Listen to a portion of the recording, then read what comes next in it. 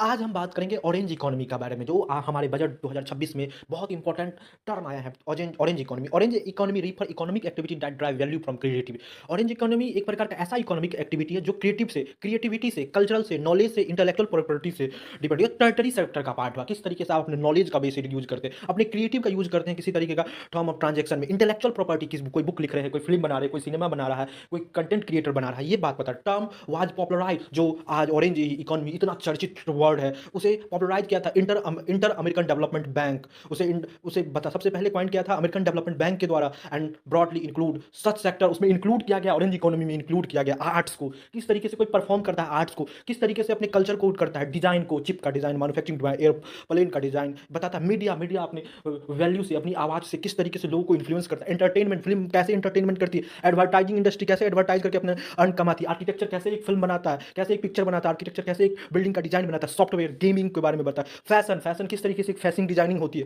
Cultural tourism, किस तरीके से कल्चरल टूरिज्म को प्रमोट किया जाता है। ये सब ऑरेंज इकोनॉमी के पार्ट है।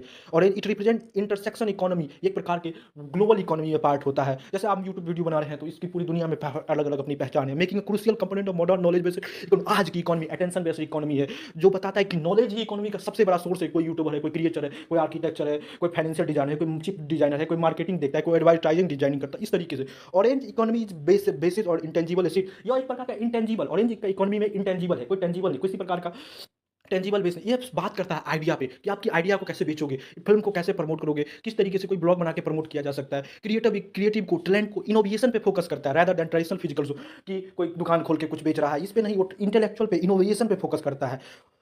किस तरह कोई आम बेच रहा है वो उसे नहीं बोला जाएगा, जो सिर्फ अपनी इंटेलेक्चुअल को यूज करके बेचेगा।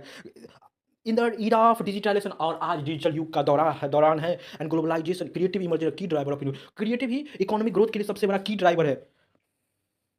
क्रिएटिव ही आज की इकोनॉमी ग्रोथ का सबसे बड़ा की ड्राइव। अनलाइक मैन्युफैक्चरिंग से orange economy is renewable. Orange जो मैन्युफैक्चरिंग रिन्यूएबल कुछ डिफेक्ट हो सकता है, वो हार्म कर सकता है नेचर को, पर ऑरेंज इकोनॉमी रिन्यूएबल है, इंक्लूसिव है, सस्टेनेबिलिटी पे फोकस करता है, क्रिएटिविटी पे फोकस करता है, does not get depleted with use, और इसका कोई मिस यूज नहीं, मतलब डिप्लीट हो सकता है, उकसर गल नहीं सकता है इस यूज के साथ। सिग्निफिकेंस ऑफ ऑरेंज इकोनॉमी, क्या क्या सिग्निफिकेंस है ऑरेंज इकोनॉमी का। कंट्रीब्यूट 3%, जो ग्लोबल जीडीपी है उसको 3% आज ऑरेंज इकोनॉमी कंट्रीब्यूट करता है। जनरेट मिलियंस ऑफ जॉब, लाखों की संख्या में यूट्यूबर, ब्लॉगर, इन्फ्लुएंसर्स है, डिजाइनर है, चिप बेबी मैन्युफैक्चरिंग है, वो बताता है कि किस तरीके से वेडिंग प्लानर है, बताता है कि ये सब ऑरेंज इकोनॉमी का। They are labour intensive and provide opportunity self employment entrepreneur, ये एक प्रकार लेबर इंटेंसिव, काफी ज्यादा लेबर का यूज होता है, जो प्रोवाइड करता है सेल्फ एम्प्लॉयमेंट, किस तरीके से सेल्फ एम्प्लॉयमेंट हो, इंटरप्रेन्योर अपॉर्चुनिटी हो, employment generation. Orange economy employment generation का काम बताता है। This sector absorb large number of youth, यह सेक्टर ऐसा है ऑरेंज इकोनॉमी के यूथ को, वुमेन को, इनफॉर्मल वर्कर्स को भी अपने साथ ऐड करता है, मेकिंग इट सोशली इंक्लूसिव, और जो समाज के हर